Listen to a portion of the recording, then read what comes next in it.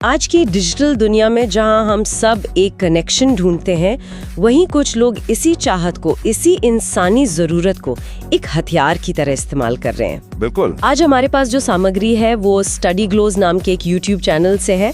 Video का शीर्षक है must watch, these lust scams are destroying mails.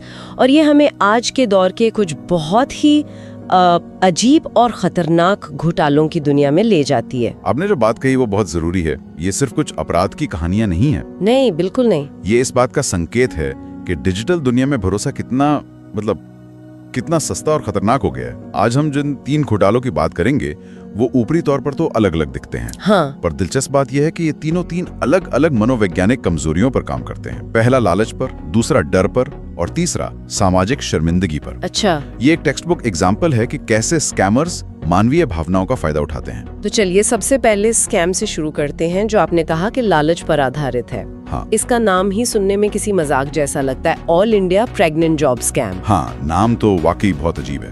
मतलब कोई ऐसी नौकरी का विज्ञापन दे रहा है जिसमें पुरुषों को उन महिलाओं को प्रेग्नेंट करने के लिए पैसे मिलेंगे जिनके पति जो ऐसा नहीं कर पा रहे हैं। ये सच होने के लिए कुछ ज्यादा ही अच्छा लगता है ना? बिल्कुल। और यही इसका सबसे बड़ा हुक है।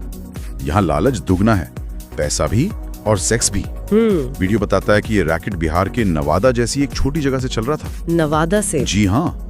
और वहाँ कुछ लोगों ने सिर्फ 2 महीने में, आप सोचिए, 10 लाख रुपए से ज्यादा की ठगी कर ली। 10 लाख 2 महीने में? हाँ। वो फेसबुक और व्हाट्सएप पर विज्ञापन चलाते थे कि हमें जरूरत है, और लोग इस जाल में फंस भी रहे थे। लेकिन मुझे एक बात समझ नहीं आ रही, क्या लोग इतने भोले हैं कि सिर्फ एक विज्ञापन देख के यकीन कर लेते हैं? मतलब कोई रेड फ्लैग नहीं दिखता? बहुत अच्छा सवाल है, और यहीं पे इन स्कैमर्स की चालाकी सामने आती है। वो क्या करते थे विश्वास बनाने के लिए? देखिए, वो सिर्फ एक वादा नहीं करते, वो एक पूरा इकोसिस्टम बनाते हैं। वो आपको मॉडल्स की तस्वीरें भेजेंगे। अच्छा। कभी कभी किसी लड़की से फोन पर बात भी करवा देंगे ताकि आपको यकीन हो जाए। ओह, तो मतलब पूरा सेटअप है। पूरा। यहाँ तक कि वो SBI चीफ लोन्स धन के नाम से एक और फर्जी स्कीम चलाते थे ताकि उनकी प्रोफाइल भरोसेमंद लगे। लेकिन असली खेल शुरू होता है एक छोटी सी रजिस्ट्रेशन फीस से। अच्छा, तो यहाँ से पैसे ऐंठने का सिलसिला शुरू होता है। बिल्कुल। ये एक classic foot in the door तकनीक है। वो आपसे 500 या 1000 रुपए जैसी छोटी रकम मांगते हैं। एक बार जब कोई इंसान एक छोटी सी हाँ कह देता है, मतलब थोड़े पैसे दे देता है, तो उसका दिमाग उस रास्ते पर चल पड़ता है। अच्छा, मतलब वो अब पीछे नहीं हटना चाहता। सही पकड़ा। अब वो अपने उस छोटे से निवेश को सही ठहराने के लिए और पैसे लगाने को तैयार हो जाता है। इसे संक कॉस्ट फैलेसी भी कहते हैं कि अब जब इतने लगा दिए हैं तो थोड़े और। बिल्कुल। और फिर ये फीस बढ़ती जाती होगी। हाँ, रजिस्ट्रेशन के बाद वो मेडिकल टेस्ट, इंश्योरेंस और न जाने किन किन चीजों के नाम पर हजारों रुपए मांगते रहते हैं। लेकिन इस पूरे घोटाले का सबसे मजबूत पिलर पैसा नहीं है। तो फिर क्या है? शर्म। शर्म? हाँ, शर्म। पीड़ित को पता चल जाता है कि वो ठगा गया है, लेकिन वो किसी को बता नहीं सकता। वो सोचेगा कि अगर मैं अपने घर पे बताया कि मैं प्रेग्नेंट करने वाली नौकरी के चक्कर में था तो क्या इज्जत रह जाएगी। सही बात है। इसी शर्म और बेइज्जती का डर उन्हें चुप करा देता है, और स्कैमर्स बिना किसी खौफ के अपना काम करते रहते हैं। तो पहला घोटाला तो सीधे सीधे पैसे और सेक्स के लालच पर टिका था। लेकिन अब हम जिस दूसरे स्कैम की बात करेंगे वो और भी ज्यादा खतरनाक है। हाँ। क्योंकि वो लालच से हटकर किसी की इज्जत और उसके गहरे डर को अपना हथियार बनाता है। बिल्कुल। ये कहानी एक दर्शक के ईमेल पर आधारित है, जिसे हम सेक्स वर्कर ब्लैकमेल स्कैम कह सकते हैं। हाँ, और ये दिखाता है कि कैसे ये घोटाले बहुत ही पर्सनल और मनोवैज्ञानिक स्तर पर हमला करते हैं। कहानी एक ऐसे व्यक्ति की है जो अकेला है, शादी नहीं हो रही, और दोस्त के उकसाने पर एक सेक्स वर्कर को होटल में बुलाता है। और उसे ये नहीं पता होता कि होटल का स्टाफ भी इस पूरी साजिश का हिस्सा है। नहीं, उसे बिल्कुल अंदाजा नहीं होता। और फिर क्या होता है? जाहिर है कुछ गड़बड़ होती है। जैसे ही वो आदमी घर पहुंचता है, उसके पास एक फोन आता है। किसका? दूसरी तरफ वही महिला होती है और वो उस पर रेप का आरोप लगाती है। अरे बाप रे। और फिर उससे 2 लाख रुपए जैसी बड़ी रकम मांगी जाती है और पुलिस केस करने की धमकी दी जाती है। यहाँ से डर का खेल शुरू होता है। पुलिस की धमकी तो समझ आती है, लेकिन आजकल लोग इतने जागरूक हैं कि वो शायद हिम्मत करके पुलिस के पास चले जाएं। यहीं पर स्कैमर्स एक कदम आगे की सोचते हैं। उनकी असली धमकी कानूनी नहीं बल्कि सामाजिक होती है। सामाजिक मतलब वो दावा करते हैं कि उन्होंने एक वीडियो बना लिया है और अगर पैसे नहीं दिए तो वो उस वीडियो को उसके परिवार के व्हाट्सएप ग्रुप में डाल देंगे। क्या? हाँ, आप सोच कर देखिए उस इंसान की हालत, जिसके माता पिता, भाई बहन, रिश्तेदारों के ग्रुप में उसकी प्राइवेट वीडियो भेज दी जाए। समाज में उसका मुंह दिखाना मुश्किल हो जाएगा। ये डर तो पुलिस के डर से कहीं ज्यादा बड़ा होता है। बहुत ज्यादा। और वीडियो का सबसे डरावना हिस्सा तो ये है कि ये सिर्फ एक खोखली धमकी नहीं थी। जब उस आदमी ने और पैसे देने से मना कर दिया तो उन्होंने सच में वो वीडियो उसके परिवार के ग्रुप में डाल दी। बिल्कुल।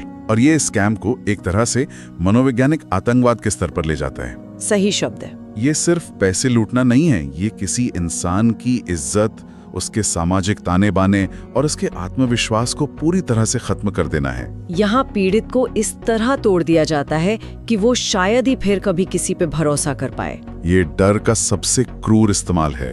अभी तक हमने जो 2 घोटाले देखे वे निजी तौर पर, मतलब अकेले में किए जाते थे। हाँ, जहाँ पीड़ित को शर्म और डर से चुप कराया जाता था। लेकिन ये तीसरा स्कैम, ये भीड़ के बीच पब्लिक में होता है, जो इसे और भी ज्यादा बेशर्म और खतरनाक बना देता है। बिल्कुल।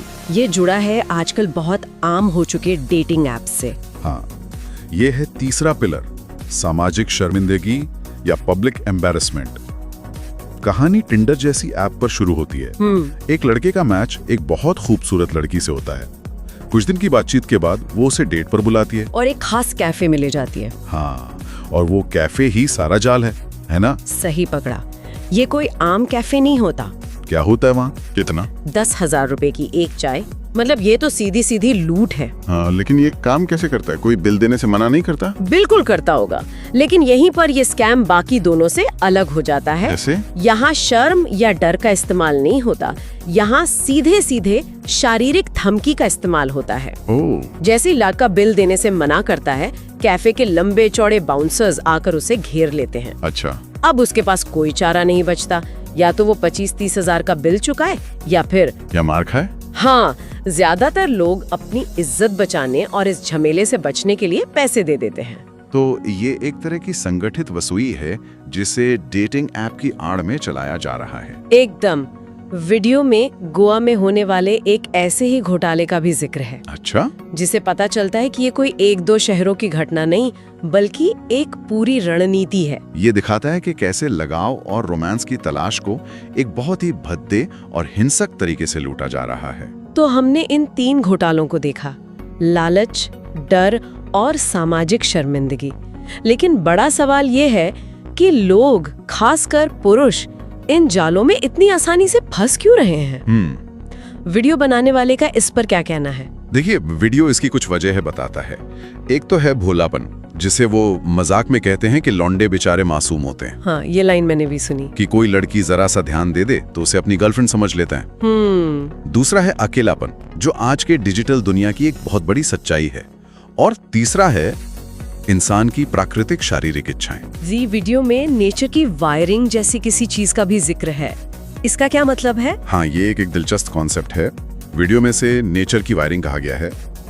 यानी वो कुदरती या पैदाइशी झुकाव जो हजारों सालों के विकास के बाद इंसानों में, खासकर पुरुषों और महिलाओं में अलग अलग तरह से विकसित हुआ है। अच्छा। ये हमारे सोचने के तरीके का एक तरह से डिफॉल्ट सेटिंग है। तो ये पुरुषों और महिलाओं में अलग कैसे है? वीडियो के मुताबिक पुरुष अक्सर लुक्स पर ध्यान देते हैं, जबकि महिलाएं ऐसे साथी की तलाश में होती हैं जो उन्हें और उनके बच्चों को सुरक्षा और संसाधन दे सकें। यानी जिसके पास स्टेटस और पैसा हो। बिल्कुल। वीडियो कहता है कि इसमें कुछ गलत नहीं है, ये बस सर्वाइवल की एक प्राकृतिक प्रोग्रामिंग है। तो फिर इसका समाधान क्या है? वीडियो क्या सलाह देता है? वीडियो का मुख्य संदेश है आत्मनियंत्रण और अपनी ऊर्जा को सही जगह लगाना। ओके। उनका कहना है कि इन इच्छाओं के पीछे भागने के बजाय अपनी ऊर्जा स्टेटस, करियर और खुद को बेहतर बनाने में लगानी चाहिए। मतलब पहले खुद को काबिल बनाओ। हाँ, जब आप सफल होंगे तो ये चीजें खुद ब खुद आपकी तरफ आएंगी। वो एक बहुत सीधी बात कहते हैं, अगर आप अपनी इच्छाओं को काबू में नहीं रखेंगे तो दुनिया आपको काबू में रखेगी और आपका फायदा उठाएगी। और ब्लैकमेल के मामले में? उनका साफ कहना है, किसी भी हालत में ब्लैकमेल करने वालों को पैसे नहीं देने चाहिए। ये एक प्रैक्टिकल सलाह लगती है। क्या ये थोड़ी ज्यादा सरल नहीं है? हाँ। क्या सिर्फ आत्मनियंत्रण और करियर पर ध्यान देना काफी है? ये एक बहुत जरूरी सवाल है। देखिए, वीडियो की सलाह अपनी जगह बिल्कुल सही है, वो एक व्यक्तिगत समाधान दे रहे हैं। हाँ। लेकिन हमें ये भी सोचना होगा कि क्या ये उसी सामाजिक दबाव को और मजबूत नहीं करती जिसकी वजह से पुरुष अपने इमोशंस शेयर करने में झिझकते हैं और अकेलेपन का शिकार होते हैं? बिल्कुल। अगर हम पुरुषों को सिर्फ यही सिखाएंगे कि उन्हें हर हाल में मजबूत दिखना है और स्टेटस बनाना है, तो हम शायद उस अकेलेपन को और बढ़ा रहे हैं जो उन्हें इन घोटालों का आसान शिकार बनाता है। तो आज हमने 3 बहुत ही अलग तरह के लस्ट स्कैम्स पर गहरी नजर डाली। प्रेग्नेंट जॉब का झांसा जो लालच पर टिका था, सेक्स वर्कर द्वारा ब्लैकमेल जहां गहरे डर का इस्तेमाल हुआ, और डेटिंग ऐप वाला कैफे का धोखा जो सामाजिक दबाव और धमकी पर आधारित था। इन सब में एक बात साफ है, ये घोटाले हमारी दुनिया के अकेलेपन, मानवीय इच्छाओं और शर्म की गहरी समझ पर टिके हैं। बिल्कुल। स्रोत पुरुषों को आत्मनियंत्रण और करियर पर ध्यान केंद्रित करने की सलाह देता है, जो एक व्यक्तिगत समाधान है। लेकिन ये चर्चा हमारे लिए एक बड़ा सवाल छोड़ जाती है। क्या? एक ऐसी दुनिया में जहां डिजिटल कनेक्शन बनाना और धोखा देना दोनों बहुत आसान हो गया है, वहां एक इंसान अपनी जुड़ाव की प्राकृतिक जरूरत और डिजिटल धोखे के नए खतरों के बीच संतुलन कैसे बनाए? वीडियो इसका जवाब आंतरिक नियंत्रण में सुझाता है। लेकिन समाज पर इसका क्या व्यापक असर पड़ता है जब विश्वास और मानवीय लगाव खुद एक ऐसी चीज बन जाए जिसका इतनी बेरहमी से शोषण किया जा सकता हो?